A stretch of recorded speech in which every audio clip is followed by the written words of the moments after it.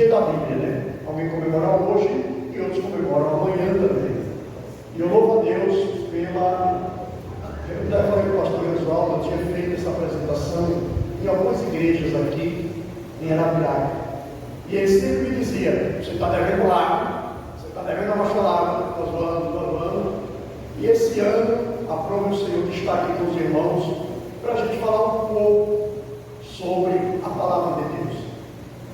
Mas antes de nós falarmos no Data Show sobre algumas coisas da Bíblia, a gente fez essa mini exposição para os irmãos verem como que as coisas foram evoluindo, né? Como que as coisas foram evoluindo. Depois você vai ter a oportunidade de vir aqui, quando terminar tudo, para tirar uma foto aqui bem bonita. Você pode ficar aqui para tirar uma foto aqui bem bonita. Aqui estão os tradutores da Bíblia, aqui estão os materiais pelas quais foram confeccionadas a Bíblia e alguns objetos que nós vamos detalhadamente falar para os irmãos. E é importante a gente entender isso. Eu trouxe isso aqui, esse livro aqui, muito lindo, que tem os dinossauros. Pastor Marco, o que é que tem a ver a Bíblia com o dinossauro? Né? O que é que tem a ver a Bíblia com o dinossauro? É porque a própria ciência vai falar sobre essa questão da formação da Terra. Diz que quando houve a formação da Terra, teve o nascimento do dinossauro, e depois veio um cometa e tocou na Terra, explodiu tudo, os dinossauros se acabaram. Depois surgiu a ameba, e depois da ameba surgiu a lagarta, depois um macaco, depois se evoluiu há bilhões de anos, e depois surgiu o homem. É isso que a ciência prega, sim ou não? Mas a Bíblia prega isso? Não. Então a gente traz para mostrar aos irmãos. Primeiro, tem está muito bonito aqui, vendo vários nomes, e a Bíblia diz lá em Gênesis capítulo 1, versículo 25: Deus fez, portanto, todas as feras selvagens segundo a sua espécie, mas não fala nunca de nada de dinossauro. Não fala de forma nenhuma, como ele já pregou por aí, como a ciência pregou por aí, né? Então, meus amados irmãos, a gente observa em tudo isso aqui que existe um folclore sobre isso. Por quê? Onde eu quero chegar?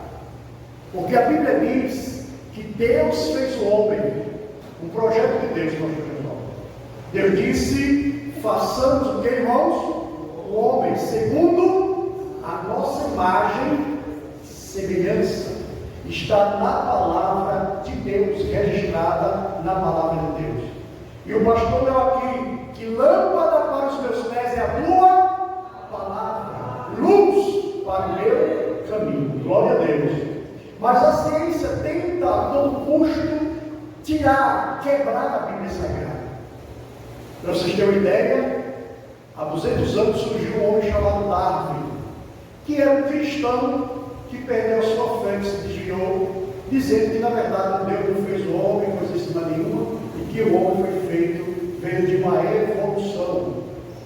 Mas meu irmão, sai muito fora da lógica, porque Darwin nunca encontrou algo no livro dele, pastor, que inclusive eu tenho o livro dele, as espécies, a origem das espécies. Tudo no livro dele diz assim: há uma possibilidade, talvez.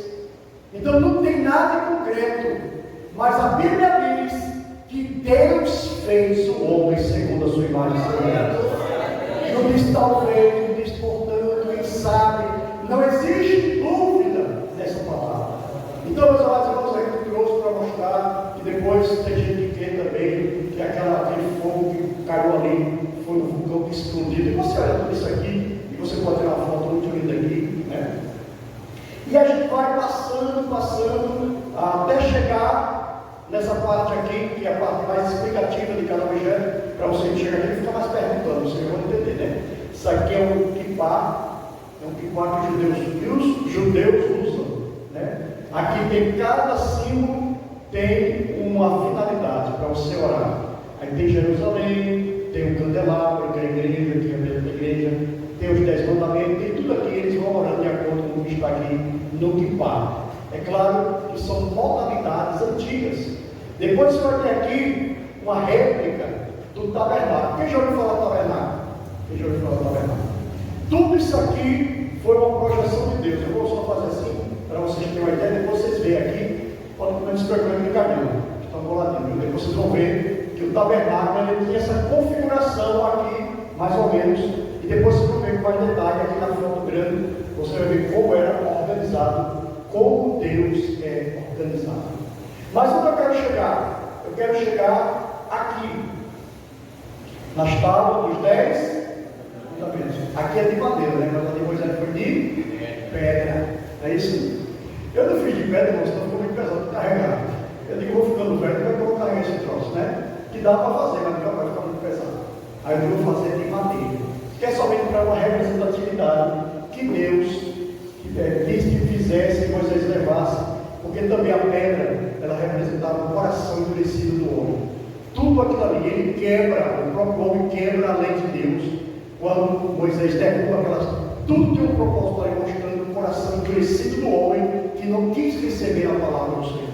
Mas Deus mandou, pediu para Moisés escrever na pedra e levar isso registrado para a memória do homem. Depois da pedra, você já pensou se até hoje a Bíblia fosse escrita em pedra?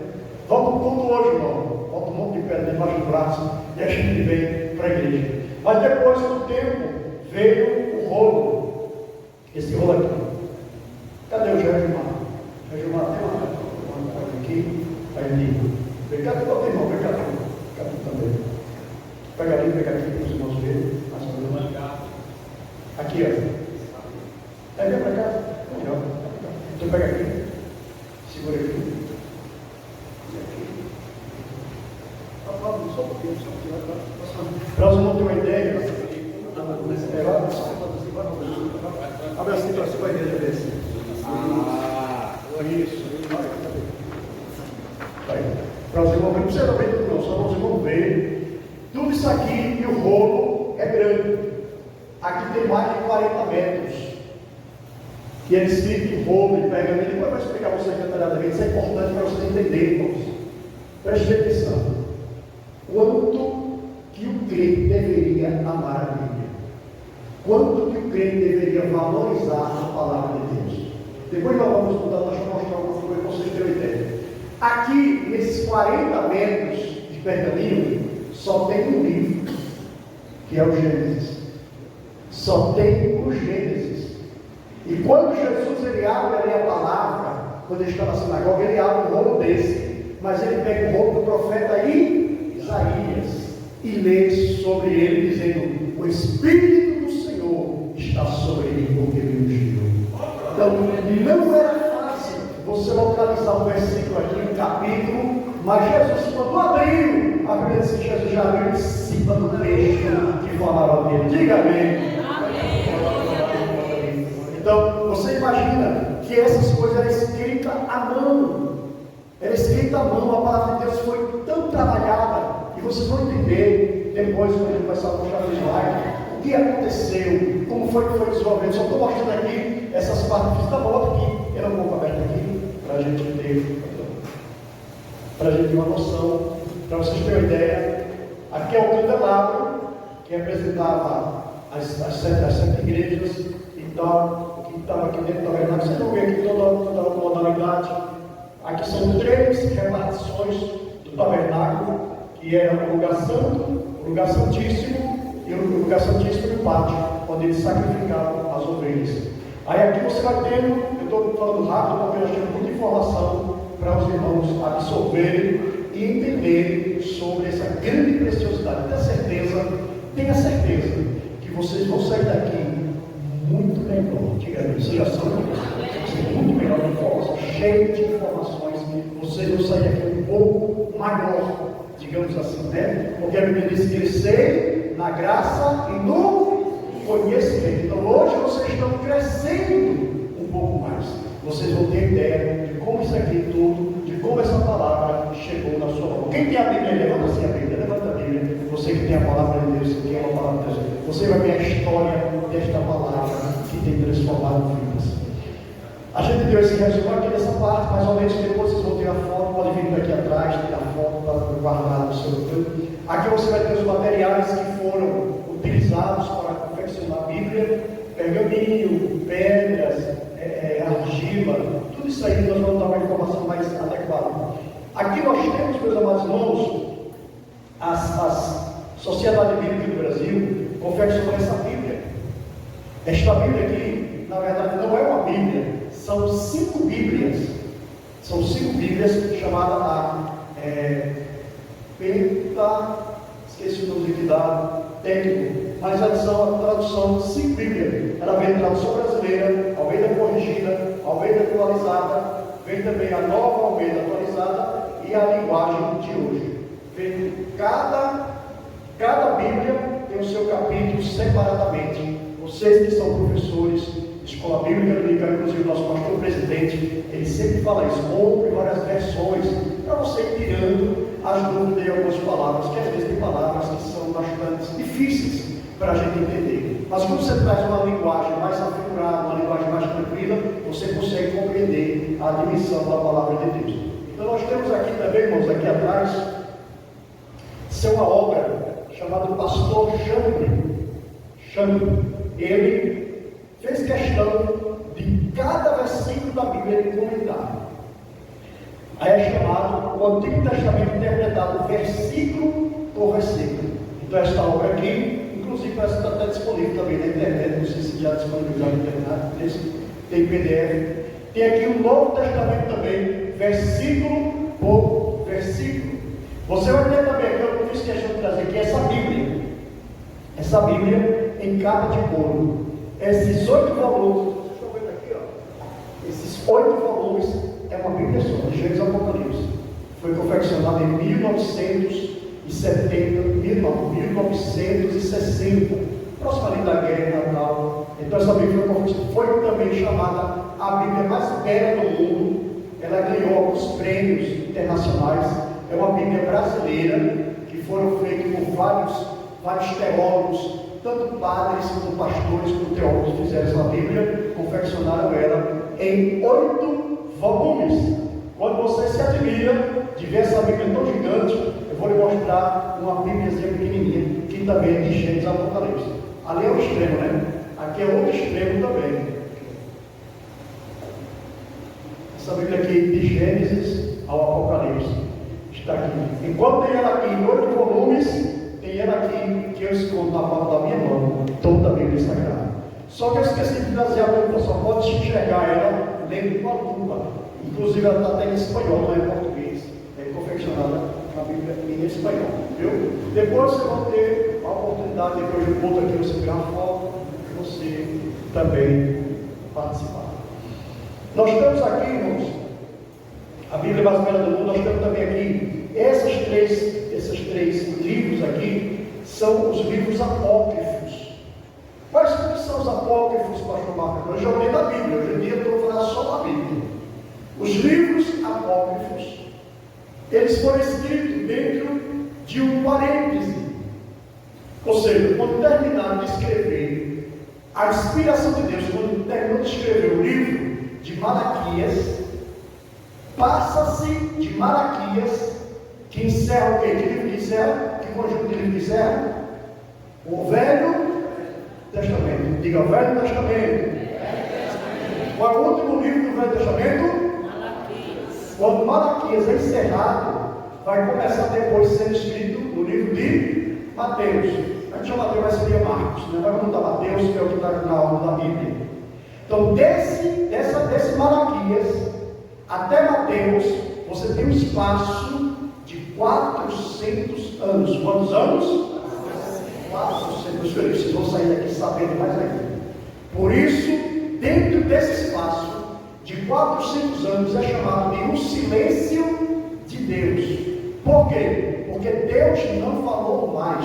Depois de Malaquias, Deus só fala lá quando João Batista começa dizendo: eu sou a voz do que clama no deserto.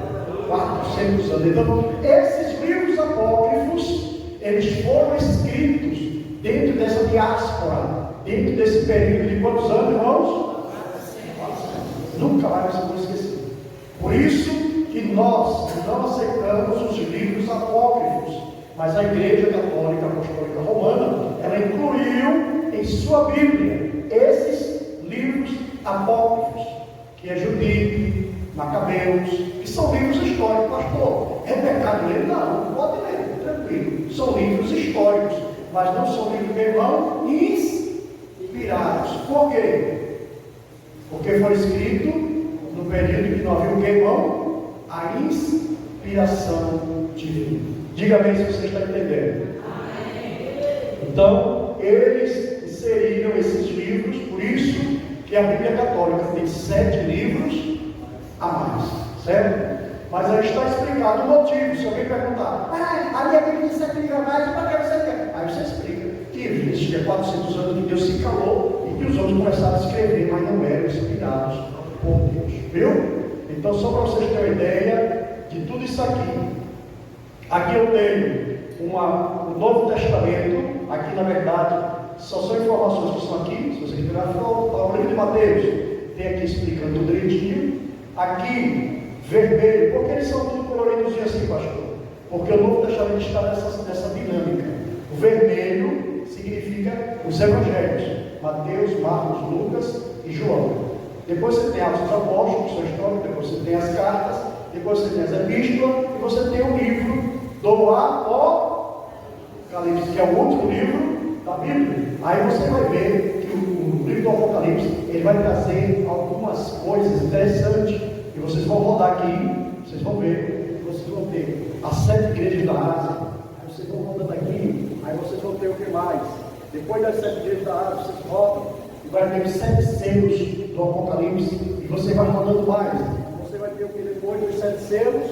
Você vai ter as 7 trombetas do Apocalipse. Então você tem mais aqui algumas coisas do livro do Apocalipse. Você vai rodando para cima e você vai, quiser tirar uma foto, tem as 7 taças, o que significa aquelas 7 taças. E você vai rodando e você vai desenrolando o bolo e vai lendo algo que vai acontecer na terra. O número 666, besta-feira, aí você vai lendo e você vai lendo. Viu? Aí depois os cavaleiros, 4 cavaleiros do Apocalipse. Então depois você vê para a gente terminar, entendeu? Quem está entendendo, diga amém. Amém. Aí você pode ler aqui, pode tirar uma foto, viu, com alguém.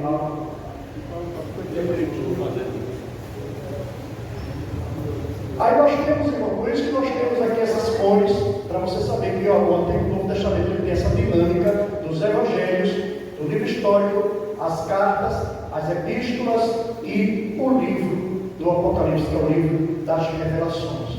Aí depois você vai ter algumas Bíblias aqui. Algumas Bíblias que são, quem sabe ler japonês, nós temos aqui a Bíblia em japonês. Está aqui a Bíblia em japonês. Quem sabe ler o grego e hebraico? Tem aqui a Bíblia em grego e hebraico. Quem sabe ler em alemão? Nós temos a Bíblia aqui em alemão. Quem sabe ler espanhol? Tem aqui a Bíblia em espanhol. Temos a Bíblia em inglês. Temos a Septuaginta. Essa Bíblia aqui é uma Bíblia histórica. Por que histórica? Porque todo o Antigo Testamento era só escrito em hebraico. Era só escrito em que, irmãos? O Antigo Testamento em hebraico. Aí o que aconteceu? Em 300, mais ou menos, antes de Cristo, aí surgiu um camarada, que foi Alexandre o Grande, depois teve o seu bibliotecário, Filadelfos, e ele se decidiu, na verdade foi Deus que colocou no coração dele, decidiu de colocar todos os livros do mundo em uma biblioteca lá em Alexandria. E para colocar lá, ele queria que fosse escrita todas em grego. Aí foi quando a Septuaginta foi escrita. Aí o que eles fizeram? Eles trouxeram 70 judeus, segundo a história, eu disse que foram 76.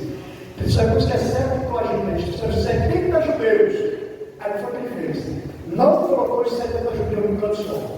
Ele dividiu esses judeus separadamente, em secreto, e disseram: vocês vão fazer a tradução do Antigo Testamento da Bíblia dos Hebreus, da Bíblia dos crentes, desse Deus dos Hebreus, que é escrito em hebraico, traduzindo para o grego, que não podia, segundo os ortodoxos, os judeus ortodoxos, não podia, era uma profanação, mas era o agente de Deus ali, e foi traduzido. Aí eles pegaram, quando eles foram conferir dos 70 judeus, tudo estava correto, não tinha errado nada, glória a Deus.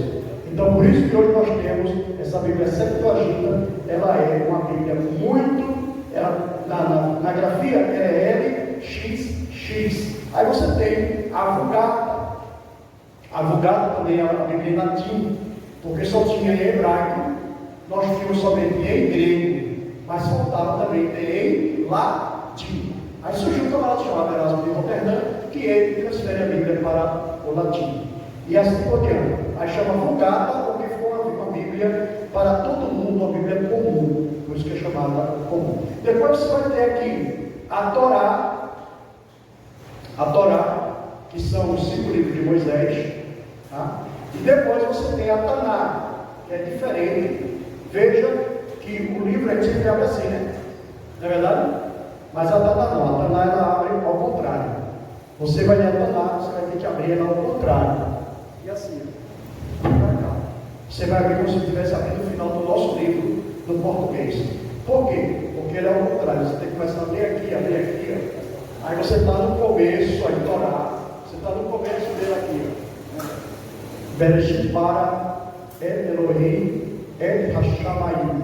Aí você tem que saber ler o grego. Quem não sabe ler o grego, porque assim, o grego ou hebraico, eu tenho no YouTube, eu dou um curso de grego e de hebraico.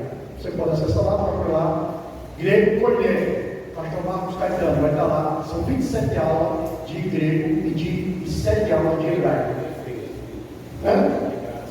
E é de graça, vocês não vão pagar nada.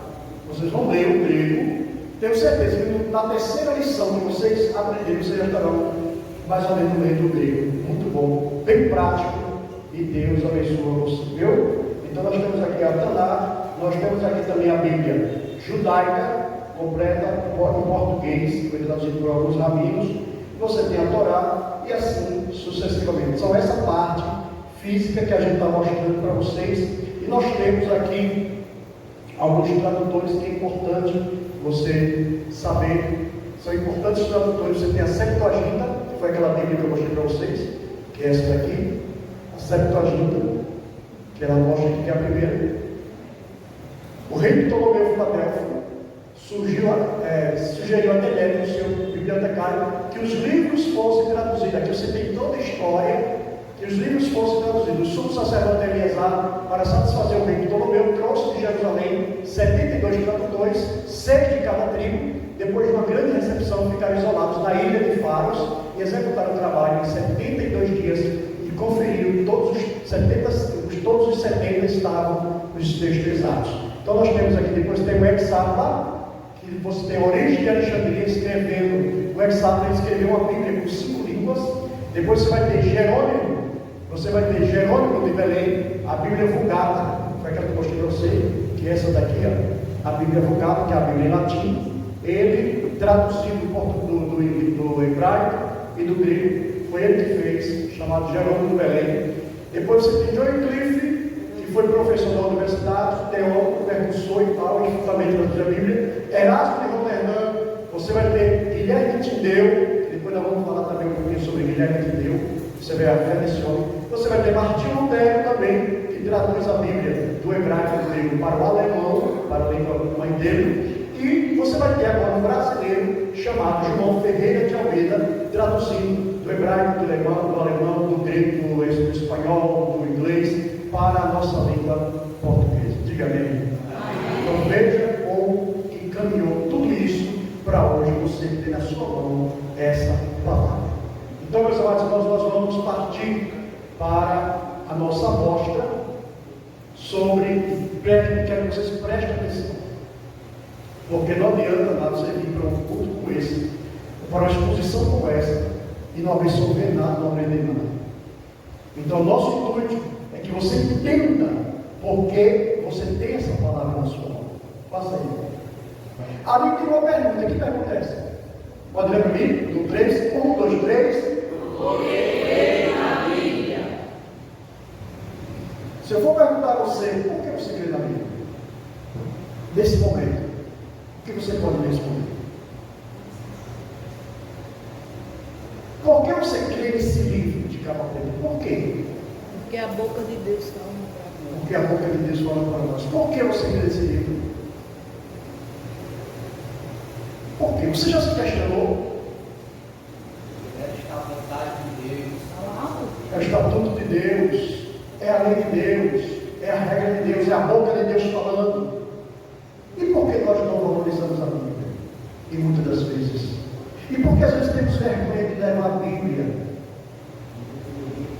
diante das pessoas? Por que ficamos envergonhados de carregar a Bíblia? Se ela é a palavra de Deus, se ela tem o poder de transformar o mundo, e se ela transformou a minha vida e a tua vida. Por que eu tenho vergonha de levar a Bíblia para a escola? Por que eu tenho vergonha de levar a Bíblia para a faculdade? Por que eu tenho vergonha de levar o Novo Testamento para a minha empresa, depois da hora do almoço, eu começar a ler? Por quê? Por que crer na Bíblia? Vamos lá. Você já se questionou isso?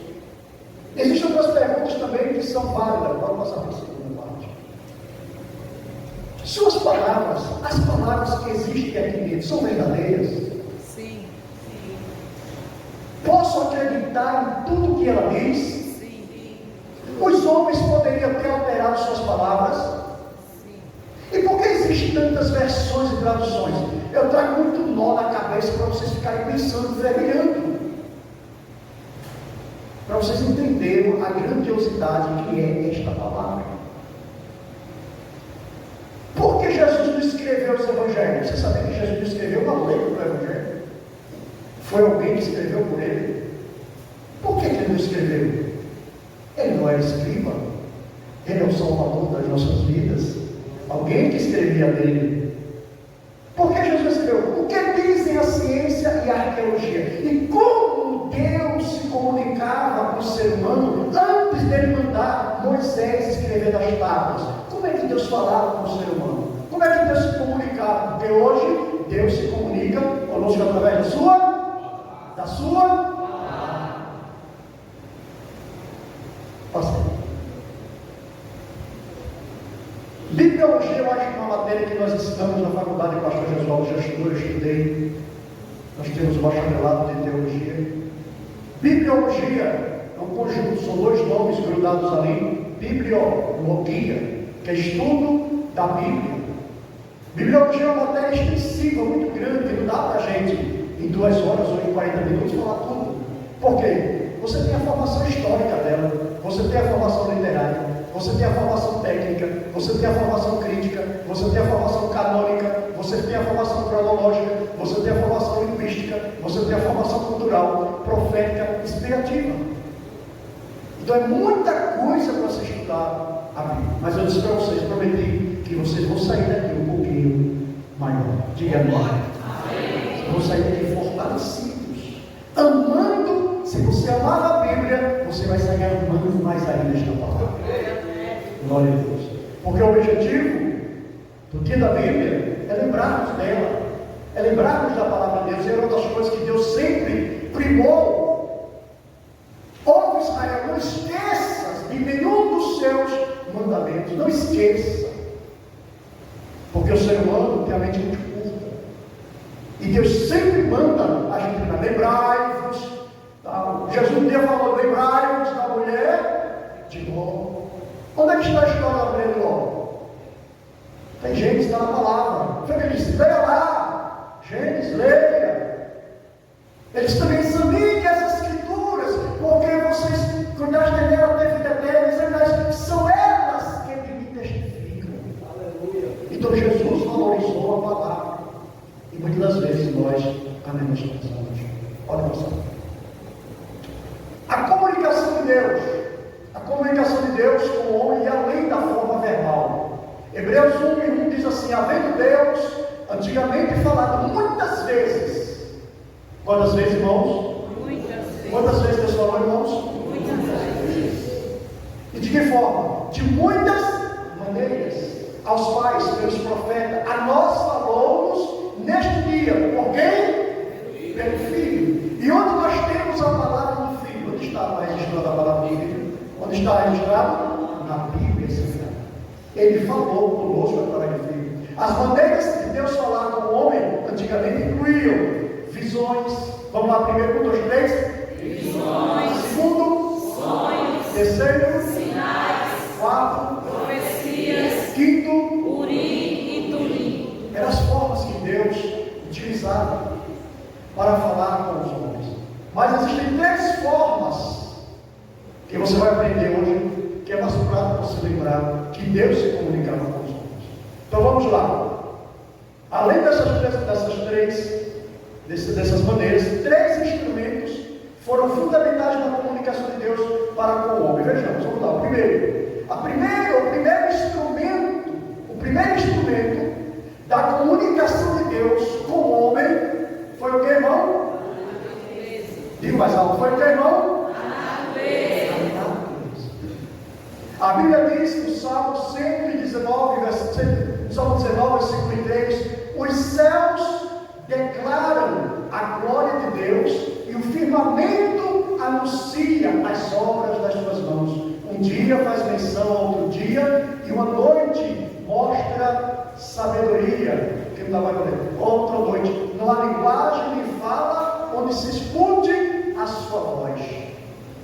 Romanos ainda 1 diz assim: porque as suas coisas invisíveis, desde a criação do mundo, tanto o seu eterno poder como a sua divindade se entende claramente, se vê pelas coisas que estão, irmãos, criadas. Então, a natureza, todo o universo é uma forma da comunicação de Deus. Recentemente, no ano passado, os Estados Unidos, a NASA, soltou um telescópio chamado James Webb, se me falha a memória. E esse telescópio ele foi criado, gastaram 10 bilhões dele, todo de ouro, para tirar foto do universo. E um cientista falou, um idiota falou, disse: agora a gente encontra Deus. Quando soltou esse telescópio no ano passado, até agora eles não conseguiram chegar no fim. Glória a Deus. Diga amém. E a Bíblia diz, a minha Bíblia, a sua Bíblia diz. E eles estão de boca aberta, que não existe só um sistema planetário como o nosso. Nosso sistema planetário, por ser constituído do Sol, da Lua, da Terra, de alguns planetas que circundam a Terra e de pelo menos a olho 5 milhões de estrelas da Via Láctea. 5 milhões. Só que existem bilhões de galáxias como a nossa. São trilhões de estrelas. E um dia um homem quis fazer uma pergunta a Deus, questionando a Deus. Aí quando ele fez a pergunta a Deus, aí Deus disse: agora eu vou fazer a minha pergunta para você. Jó, onde você estava quando eu fui à terra? Jó, onde é que você estava quando eu criei cada estrela? Existem trilhões de estrelas. E Deus diz assim: e eu, Jó, coloquei um nome em cada uma delas. Diga amém. Esse é o Deus que você serve. Esse é o Deus que está registrado nesta palavra. Aleluia. Eu dei nome a cada uma delas. Irmãos, existem hoje 8 bilhões de pessoas no mundo. E quer saber um segredo? Olha assim para o seu polegar. Quem tem polegar aqui? Levanta assim. Assim, pastor, está jóia. Agora olha para o seu polegar, Quem votou na eleição passada? Quem votou na minha eleição? Quem votou? Quando você botou o dedo, apareceu o nome de Chiquinho? Apareceu o nome de Flavinha? Não. Apareceu o seu? Olha, são 8 bilhões de seres humanos na Terra. E nenhum não existe digital igual. Todos são singulares. Por quê? Porque Deus fez cada um para a sua glória. Você é uma criação exclusiva de Deus. Aleluia! Então vamos lá. Primeira comunicação, a natureza. A segunda, o próprio homem.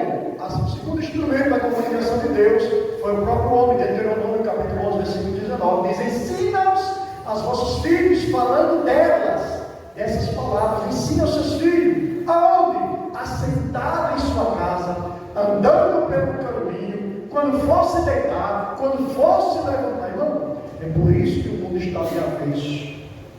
Os filhos não respeitam os pais, perdeu-se a moral, perdeu-se o equilíbrio emocional, porque se esqueceram de ler a palavra de Deus com seus filhos. Hoje tudo é internet, é zap, cada um no seu canto, cada um no seu mundo, e os pais não têm mais aquela firmeza de venir aqui para você aprender a palavra de Deus. Então é importante, o homem também foi um instrumento da comunicação de Deus. Terceiro, para a gente já ir correndo, terceiro instrumento da comunicação de Deus foi o que, irmão? 1, 2, 3? A palavra escrita. Gênesis capítulo 26, versículo 5, disse o Senhor a Abraão: olha, Abraão, porquanto Abraão obedeceu a minha voz. Escuta, deixa eu olhar aqui para mim. Na época de Abraão não tinha ainda os 10 mandamentos. Na época de Abraão não tinha ainda as tábuas da lei. Na época de Abraão não tinha nada escrito. Mas o Senhor disse que ele obedeceu a sua voz e guardou o meu mandado e os meus preceitos, os meus estatutos e as minhas leis. Já existiam leis morais que Deus passava para os seus servos. Depois da época de Moisés, foi que ele disse: escreve, Moisés, escreve aí. O povo é muito esquecido, escreva no império. Então, meus amados, são esses 3 instrumentos que Deus usa para falar com o povo. Primeiro instrumento foi o que, irmão? Quem lembra? Primeiro instrumento foi o que, irmão? Segundo? Terceiro? São esses 3 instrumentos. Por isso que eu digo, vocês vão sair daqui crescidos. Vocês vão sair daqui sabendo de muita coisa. Entendeu? Não vai saber de tudo, porque você vai muita coisa, você vai sair daqui sabendo. Hoje, no dia da Bíblia, se você aprender isso no dia da Bíblia, que o meu pastor Jesualdo abriu a igreja para a gente aprender a palavra. Coisa boa, né? Glória a Deus.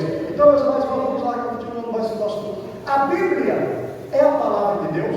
Sim ou não? Sim. Aí Timóteo, Paulo disse para Timóteo: olha, Timóteo, toda a Escritura é.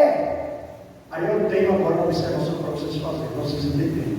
Observe que lá está escrito, tem um verbo ali. Toda a Escritura é o quê? Divinamente inspirada. Preste atenção. Tem algumas editoras que tirou o verbo é.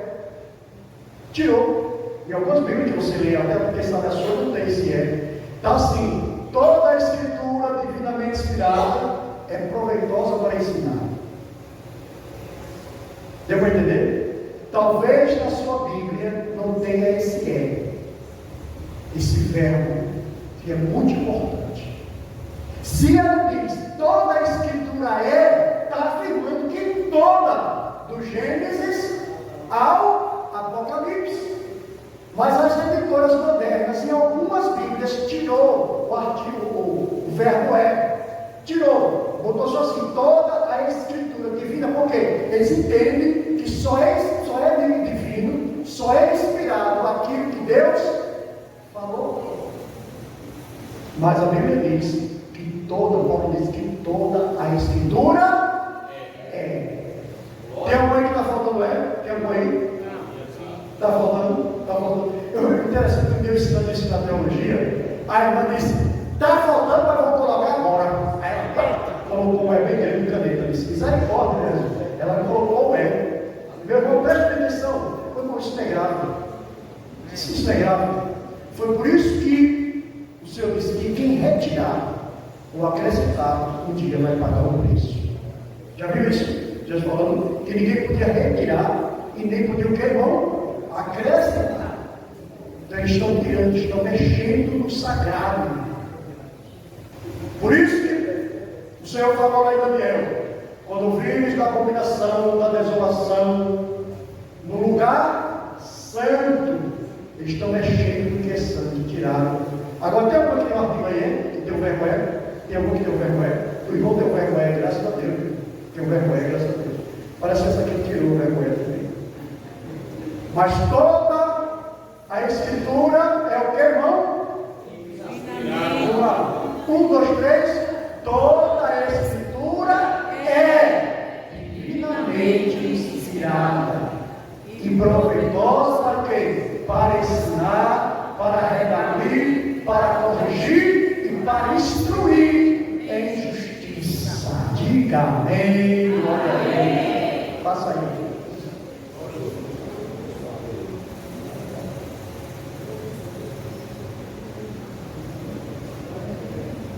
Alimente-se da palavra de Deus. Nem só de pão, Jesus disse o quê? Viverá. Por quê, irmãos? Além do corpo físico, você tem uma alma que precisa ser alimentada. E tem que se alimentar de quê? Tem que se alimentar de quê, irmão? Pastor, do TikTok. Pastor, do Dorama. Pastor, do não sei o quê. Tu estás se alimentando de quê, irmão? Tem que se alimentar da palavra, porque esta palavra é que vai te levar para o céu. É esta palavra que está te levando para a eternidade, te conduzindo para a presença de Deus. Então leia a palavra, coma a palavra, viva a palavra, glória a Deus. Aleluia! Vamos lá.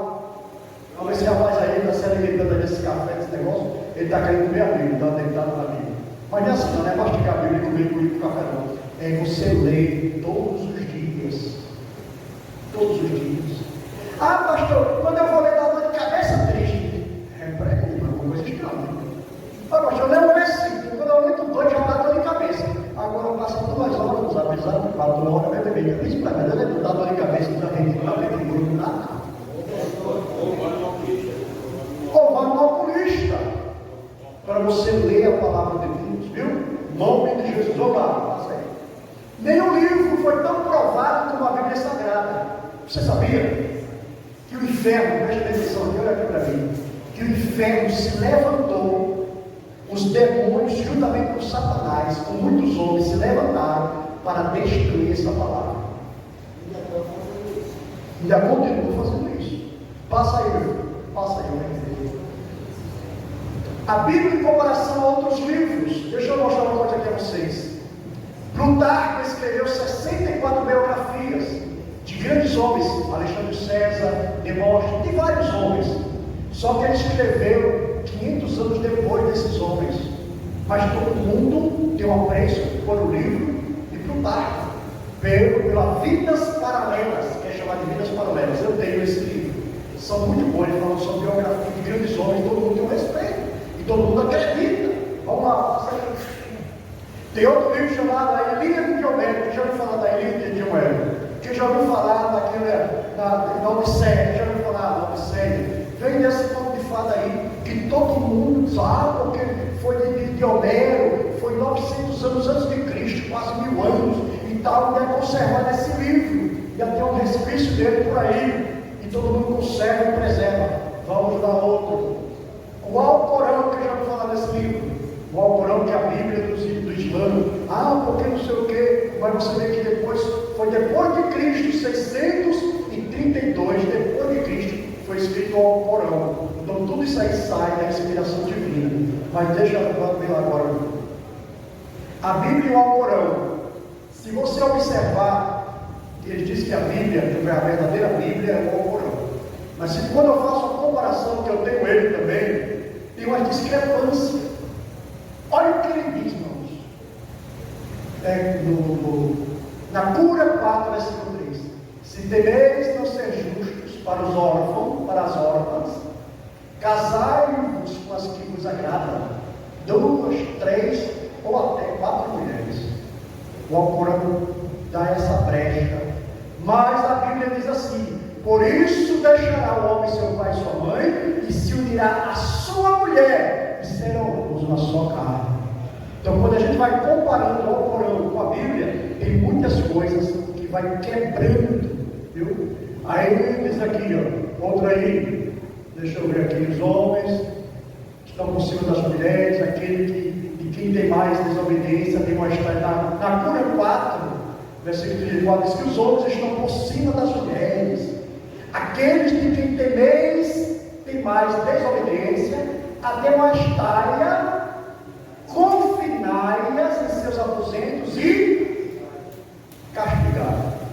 O Alcorão diz: bata a sua esposa, ela desobedecer, não vai ser dela. E diz que é a palavra de Deus. Mas a Bíblia diz em Efésios 2,25: vós, marido, amai vossa mulher, como ponto ali, Cristo amou a igreja e a si mesmo se entregou por ela. Talvez tenha uma discrepância, irmão, entre o Corão com a Bíblia. Vamos lá agora, passo lá para outra coisa. Então a Bíblia, em comparação às outros livros, a sua autenticidade, a Torá foi conservada por um povo zeloso. E são quem, irmãos? Quem são quem, irmãos? Há mais de quantos anos? Há mais de 5.000 anos. O Novo Testamento foi escrito em 51 depois de Cristo até 96 depois de Cristo. Existem mais de 5.300 manuscritos originais que são cópias do Novo Testamento. Por isso que você tem a Bíblia completa, porque essas palavras foram trazendo de geração em geração até os nossos dias. Passa aí, em nome de Jesus, para contemporâneo. Que livro nos remete maior credibilidade? Que livro nós deveríamos ter mais credibilidade? A Bíblia Sagrada. Mas o povo lá fora não dá credibilidade à Bíblia Sagrada. Melhor disse o salmista: é para mim a lei da tua boca do que milhares de ouro ou prata. Aleluia. Uma palavra de Deus, uma palavra de Cristo, muda para sempre uma vida, irmão. Aquele centurião que chega perto de Jesus e disse: Senhor, o meu criado está morrendo. Falar, não precisa nem para lá, Senhor. Diga pelo menos uma palavra. Aleluia. Eita palavra poderosa. Não precisa não. Mas se o Senhor falar, ele vai ser curado lá. Glória a Deus. É uma palavra poderosa, irmão. A Bíblia é uma palavra poderosa. É a palavra de Deus. Glória a Deus. A Bíblia, ela resistiu à água. Por quê? Porque ela mesma é a água da vida. Disse Jesus: se alguém tem sede, venha a mim e beba.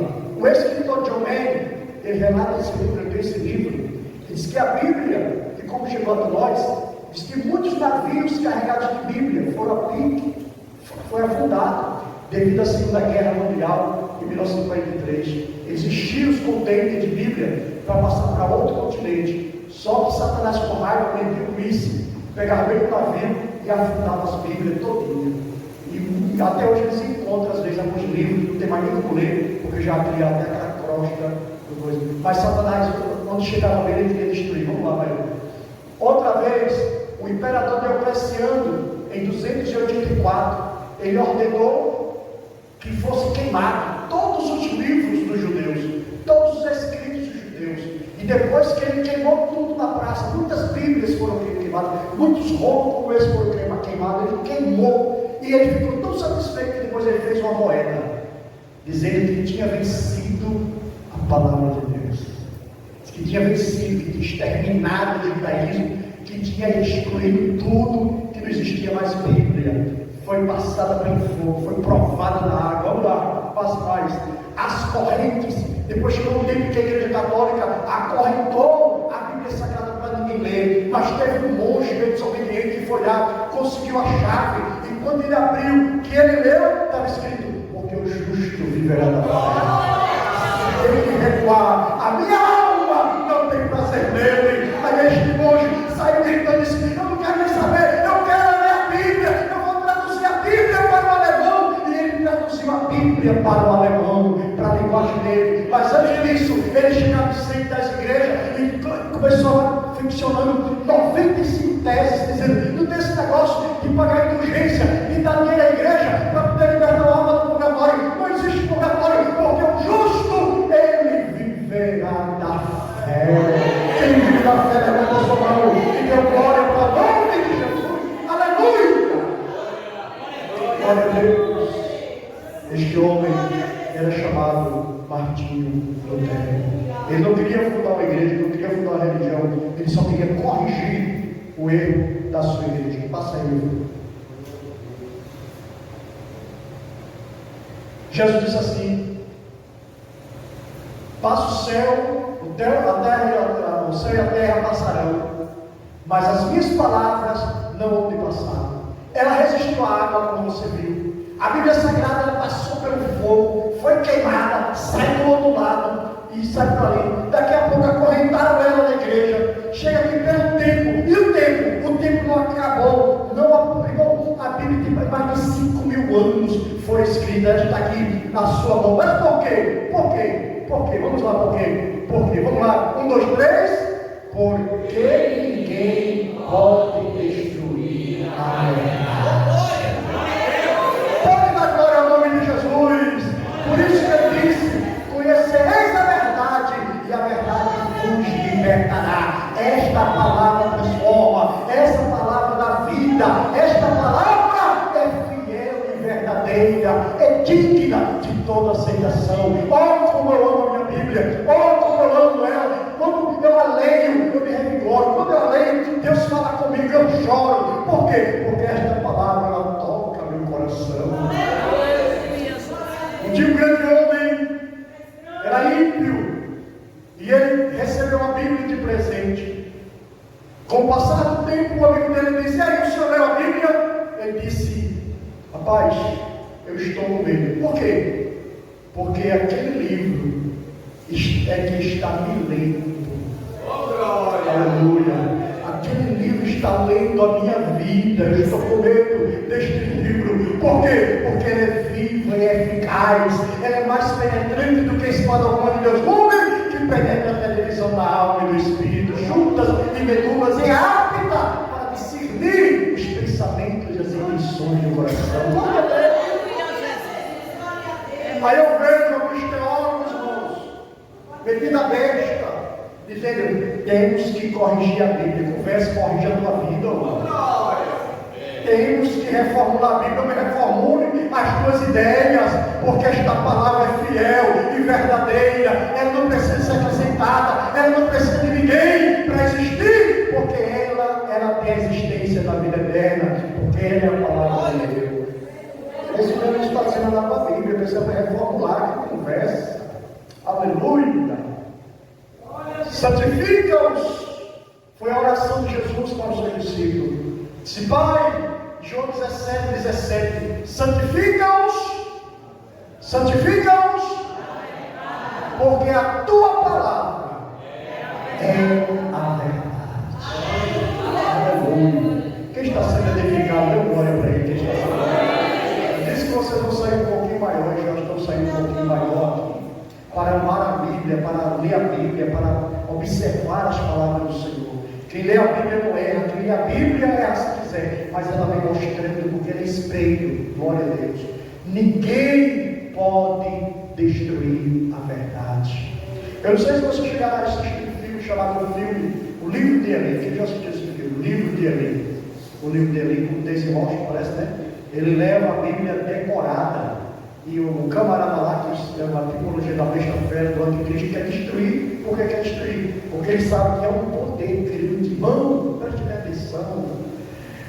Foi lá naquela humilde manjedoura, lá em Belém, e ele cresce, depois ele morre naquela cruz. Daqui a pouco o mundo está incendiado, e tem milhões e milhões que dão glória ao nome de Jesus, porque esta palavra nos alcançou. Glória a Deus, esta palavra nos alcançou. Glória a Deus. Aí eu quero fazer uma pergunta: toda a Bíblia é inspirada por Deus? Sim. Sim ou não? Sim. Segundo Pedro 1:20-21 diz assim: sabendo primeiramente isto, que nenhuma profecia das Escrituras é de particular interpretação, porque a profecia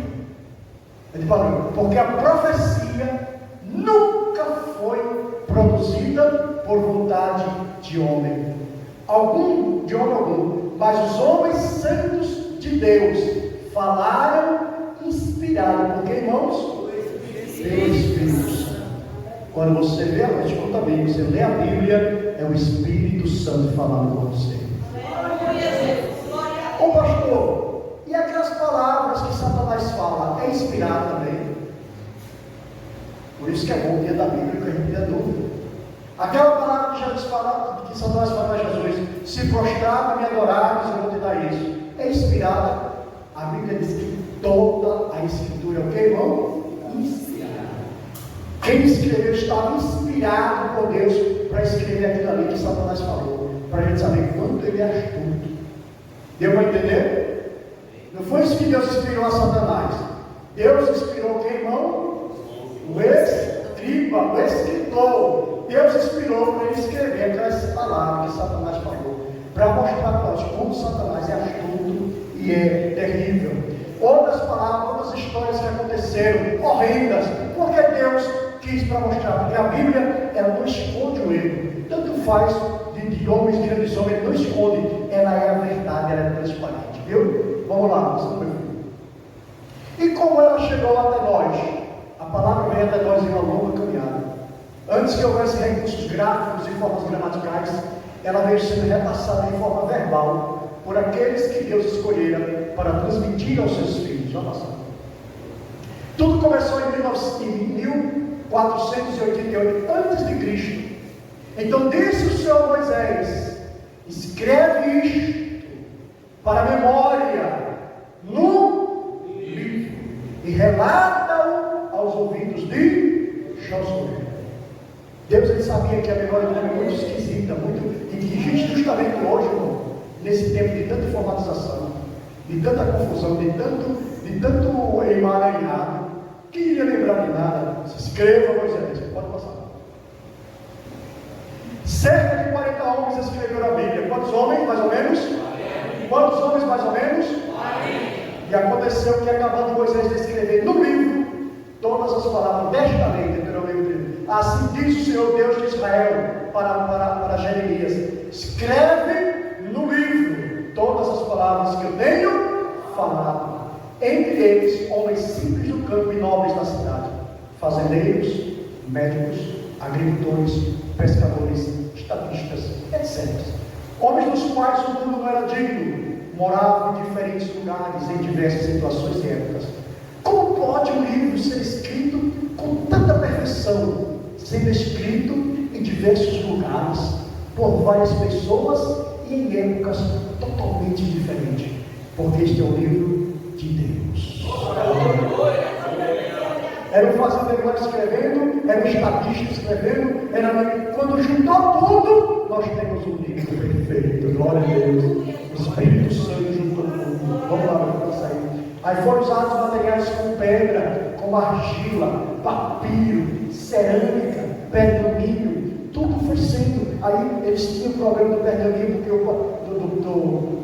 do papiro, que o papiro era feito com essa planta aqui aquática, ela apodrecia. Aí eu tinha que achar algo melhor. Aí acharam couro. Em Pérgamo, a cidade de Pérgamo, eles começaram a cultivar ovelhas e aquela pele de carneiro, eles perceberam que dá para fazer folhas para se escrever. Aí durou mais um pouco, depois foi o papel e assim por diante. Passa aí.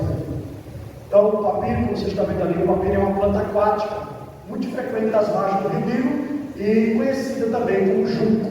E ali, só que teve um problema, é que ela apodrecia muito rápido e se acabava, e tinha que estar reescrevendo. Depois veio, posso ir, depois veio o papiro, que foi o pergaminho, a folha feita de couro, de carneiro, oriundo da cidade de Pérgamo, hoje que é chamado de pergaminho, material mais recente ao tempo, melhor que o papiro, que tinha uma vida mais curta. O trabalho de escrever esses artefatos era dos escribas, que faziam com muito cuidado, um trabalho laborioso, lento e oneroso. Demorava muito para escrever, mas hoje não. Hoje se confecciona 1000 Bíblias em apenas 5 minutos, já se confecciona grandes máquinas para a glória de Deus. Está passando. Então ela foi escrita pelo menos em 3 línguas: hebraico, aramaico e grego. Estão ali as 3 línguas pelas quais ela foi sendo escrita e foi passando até chegar à nossa língua. Lá em hebraico, você não vai ler daqui para lá, você vai ler de lá. Naquele bezinho lá, Bereshit Bara, Bereshit Bara, Elohim, Et Hashamayim, isso, e Et Haaretz. No princípio criou Deus os céus e a terra. Está ali em hebraico. E embaixo tem o grego. No meu seria aramaico, nunca aprendi nada, mas aqui o grego dá para a gente ler. Em arque, em rologos, kai rologos, em prostoteon, kai teos, em rologos. No princípio era a palavra, e a palavra estava com Deus, e Deus era a palavra. Aleluia! Glória a Deus, coisa boa, né, irmão? Um curso desse assim, esse é tão especial para o dia da Bíblia. para você amar mais ainda este livro. Tenha certeza que você está aqui em pé porque você se alimenta desta palavra. Tenha certeza que o pastor passa horas e horas meditando. E se o Espírito não abrir a porta, não tem revelação, irmão, parece que é um jornal. Mas quando ele vai te lá no olho, aí o Senhor diz: eu quero falar com a minha igreja nesse texto. Aí o seu coração se diz: oh Senhor, muito obrigado. É muito lindo. Você, meu Deus, me deu a palavra, me deu a palavra. E aí o coração fica agoniado até o momento que Deus abre a porta da palavra. Vai passando o tempo. A Septuaginta, o vídeo pode passar. Depois as traduções importantes, que são os 300 tradutores, que são esses aqui, depois vai tirar foto. Martinho Lutero, Guilherme Tindeu, Erasmo de Roterdã, John Wycliffe, Jerônimo. Vai passando mais ainda, para a gente entender. A origem de Alexandre, estava lá interpretando, fez o Exarca, uma Bíblia com 6 línguas diferentes para o povo, trazendo todas as versões do Gênesis ao Apocalipse. Está passando mais. Depois tem a Vulgata, que eu mostrei para vocês, que é essa Bíblia aqui, que foi Jerônimo de Belém que fez essa Bíblia, a Vulgata, que é a Bíblia em latim, que ele traz do grego para a língua de Roma, né, para o latim. E justamente vulgus quer dizer popular, do povo. Jerônimo de Belém, sábio, secretário do bispo de Roma, tinha 80 anos mais ou menos, e traduziu a Bíblia do hebraico para o latim em 387 a.C. É a versão oficial da igreja romana. Vamos passar aqui. Depois tem John Wycliffe, que foi professor da Universidade de Oxford, teólogo, reformador religioso inglês, considerado precursor das reformas religiosas que sacudiram a Europa do século XV, trabalhou na primeira tradução da Bíblia para o idioma inglês, que ficou conhecida como a Bíblia de Wycliffe. Wycliffe também, juntamente com outros grandes teólogos, traduziu para o inglês. Passa para a Depois você tem o Erasmo de Roterdã, ele traduziu o Novo Testamento para a linguagem moderna. Na Idade Média, em 1516, ele publicou a edição crítica do Novo Testamento grego, que é Novo Testamento de Erasmo. A edição iniciou uma tradução em latim e anotações baseadas também em manuscritos adicionais recentemente descobertos. Passa aí, e agora tem uma história deste homem, William Tyndale. Preste atenção. Na Inglaterra, esse homem era proibido ter a Bíblia, ela foi acorrentada. E este homem chamado Guilherme William Tyndale, ele começa escrevendo porções da Bíblia e jogava dentro do saquinho de farinha para que fosse para o país dele, para que fosse para outros lugares e as pessoas que tivessem acesso à leitura da palavra. Só que era proibido. E ele foi descoberto fazendo isso. Foram até que acharam. Quem está escrevendo a Bíblia? Porque não pode, vai achar. Pegaram ele e jogaram na prisão. Lá dentro da prisão, ele tinha um amigo lá fora que ia visitá-lo. Ele pedia que ele levasse pergaminhos escondidos, papel escondido, e ele tinha caneta. E ele, de noite, de madrugada, na lamparina, ele começava escrevendo e dava para o amigo dele, para colocar no saco de farinha, para continuar. Só que quando o amigo dele saiu, a polícia pegou e disse: o que você está levando aí? Ele disse: não, não estou levando nada. Por que você pegou ele? Aí viu vários fragmentos de versículos bíblicos escritos por William Tyndale. Aí foram dizer para o rei Luís V: disseram, olha, aquele preso está subornando a autoridade. Aí o rei disse: então, o que é que nós fazemos com os nossos inimigos? Nós levamos ele a fogo. Aí levaram o William Tyndale em Bruxelas, na praça pública, para ser enforcado e queimado. Porque ele estava traduzindo, que irmãos? A Bíblia para a linguagem do povo dele. Ele estava trazendo de latim, estava trazendo do grego, o povo não sabia ler o grego, e traduzindo para a linguagem inglesa. E levaram ele para a praça pública. Colocaram alguns gravetos, madeira, palha, amarraram o Tyndale. Só que não podia tocar fogo com o ser humano vivo, porque seria muita arbitrariedade, muito sofrimento. Eles tinham que estrangular. Ele pegava a corda, apertava muito até a pessoa morrer, quebrando aqui a cervical no chão. Só que apertaram, e ele que deu, já fraco, não morreu, desmaiou. E eles pensaram que ia morrer. E o que foi que aconteceu com ele? Aí tocaram fogo. Você já morreu hoje? Quando tocaram fogo, aquela fumaça ardida despertou o Espírito de Deus. Mas já não tinha mais como controlar o fogo já estava grande. E quando ele abre, ele se dá conta que está ali sendo martirizado, queimado a fogo, naquela praça pública. Ao invés de ele reclamar, dele gritar, dele xingar o rei, ele olha para o céu e diz: Senhor, abra os olhos do rei da Inglaterra.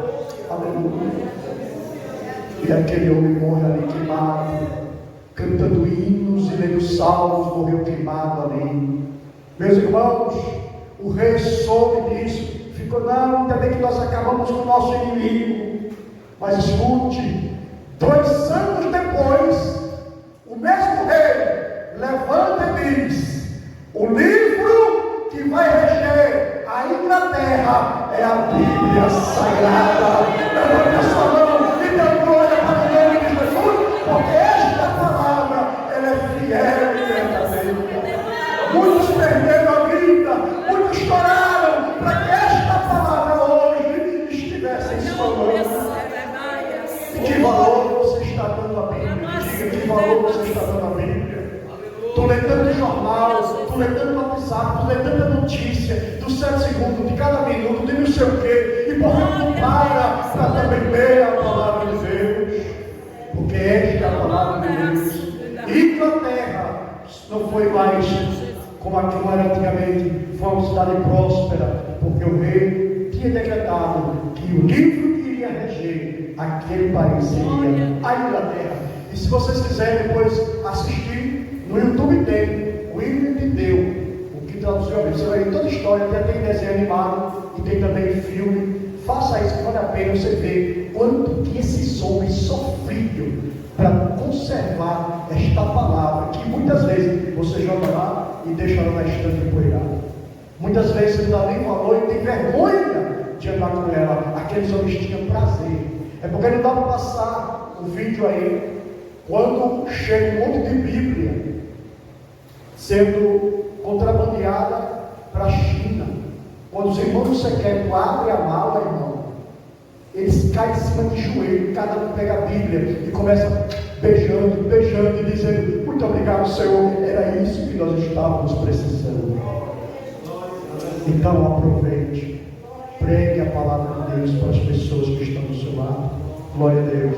Pregue a palavra de Deus. Passa aí para ver se tem mais alguma coisa aí. Depois você tem as expressões de Tertuliano de origem, que foram também traduzindo e colocando nos nomes. Pode passar mais para a gente ganhar tempo. Depois tem a divisão em capítulos e versículos, porque a Bíblia nunca foi assim em capítulo e versículo. Isso foi a criação do homem, né? E geralmente você tem que entender que o versículo, ele nunca vai começar uma história. Não. O versículo e o capítulo é somente uma forma de você memorizar um pouco a palavra e você saber mais ou menos onde está. E muitos capítulos vão mostrar essa verdade para nós. Muitos versículos, capítulo quer dizer que está começando uma história. Inclusive Romanos 8 diz: portanto.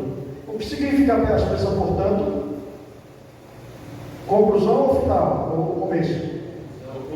Conclusão. Portanto, tem uma condenação lá para os que estão em Cristo Jesus. Então, porque você não tem que ler o que estava acontecendo em Paulo, e Paulo começa explicando sobre todos esses detalhes. Deixa eu ver aqui. Deixa eu ver outro versículo aqui, dá para a gente observar. São vários versículos, vários capítulos que não começam a história. Um exemplo, versículo 7 de João. Quem pode abrir a Bíblia? Versículo 7 de João, só para você ter uma observação, para você ter um cuidado, que a história não começa no capítulo. O capítulo foi a invenção humana, foi a invenção dos homens para ficar melhor para você memorizar. O que é que diz aí, diante no capítulo 7, versículo 1? Vem? E depois disso, Jesus andava pela Galiléia Já não queria andar pela Judéia. Você viu aí? Deus, Só essa parte que eu quero. Como é que começa o capítulo? depois disso. Então começa aí a história? Não. Foi antes. Depois disso, a continuação. Por isso que eu digo, não pense que o capítulo começa na história. Por isso que nós que ensinamos teologia, a gente sempre diz lá em classe, comece, antes de você for ler o versículo, você leia 3 capítulos na frente e 3 capítulos depois. Pelo menos 3, 5, 6 capítulos, você vai ler para você entender o que significa aquele versículo. Aí você vai entender o que está falando mesmo.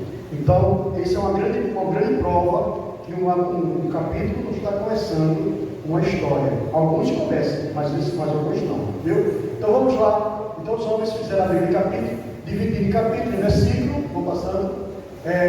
Depois teve outros padres, outros cardeais que fizeram também isso. Vamos lá, não dá para falar muito.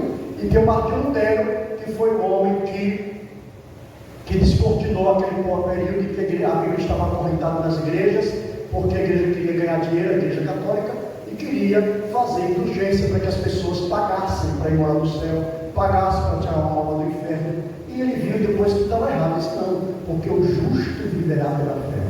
Então ele começou fazendo essas 95 teses, e ele diz ali que qualquer ensinamento que não se enquadre nas Escrituras deve ser o que, irmão? Rejeitado. Deve ser o que, irmão? Rejeitado. Mesmo que faça chover milagre todos os dias.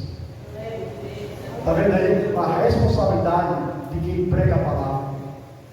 Irmão, nós temos visto, tenho visto por aí, meu Deus, pregações que eu fico boca aberta, dizendo, meu Deus, como é que acaba de ser isso? Manipuladores de Paulo. Homens que sabem manipular os sentimentos dos outros para fazer a igreja chorar. Homens que ficam dizendo que adivinha CPF, que adivinha conversa, não adivinha nada. Manipuladores. Para fazer o quê? Para vender uma rosa ungida, para vender um tapete, não sei o quê, um carimbo, não sei o quê. Meu irmão, não precisa nada disso. O que precisa é a igreja, somente ter o Espírito Santo e a palavra. Foi aquilo que Paulo falou. Me preocupo muito para que vocês não venham se afastar da simplicidade do Evangelho. O Evangelho é simples. Vou passar aí, meu filho, para a gente já. Aí o Arthur Lutero começa protestando com referência à venda de indulgência. A sua tese sobre a escravidão do homem ao pecado e à graça divina iniciou um grande debate entre os pensadores da época, o que reforçou a tese de que as doutrinas católicas da época eram incoerentes com a Bíblia Sagrada. E esse era um texto que transformou a vida dele. O justo viverá pela fé. Vamos ler mais um livro para terminar. Depois teve, aí era tudo escrito à mão, depois se inventou uma máquina para impressar, para fazer prensa, e o primeiro livro no mundo que foi impresso na máquina foi a Bíblia. Diga amém. Começou se expandindo, começou crescendo a palavra de Deus. Então nós temos aí no final da Idade Média, foi inventada a imprensa em 1456 na cidade de Paris. O primeiro livro que inaugurou essa máquina foi a Bíblia Sagrada de Martinho Lutero em alemão. Passa aí. Então você vai ter as versões da Bíblia, você vai ter a versão de Almeida, o Padre Antônio Figueiredo, a tradução brasileira que eu tenho ela aqui. Essa é a Bíblia, tradução brasileira. Eu tenho o maior ciúme dessa Bíblia, porque essa Bíblia aqui foi traduzida não pelos padres, não por pastores, não por teólogos. Essa Bíblia foi traduzida pelos catéquicos, pelos grandes catedráticos, muito obrigado, tipo Rui Barbosa, Hélio Graça. Em 1900, tem mais de 100 anos essa Bíblia, que eles traduziram todo e fizeram uma Bíblia aqui, chamada Primeira Tradução Brasileira, e eu tenho essa aqui original. Então está aqui, se você quiser depois vir conhecer. Mas abra ela com cuidado, abra ela com carinho, assim, porque ela é velhinha, né? Eu não aguento abrir esse papo não. Glória a Deus. Eu fui emprestar uma pessoa, rasgaram a minha Bíblia, eu fiquei revoltado, né? Está aqui. Então está aí, irmãos. Deixa eu ver mais aí para a gente concluir. E hoje nós temos a Bíblia em diversas formas e línguas. A Bíblia está traduzida em mais de 5.000 línguas. Diga amém. Em mais de 5.000 línguas a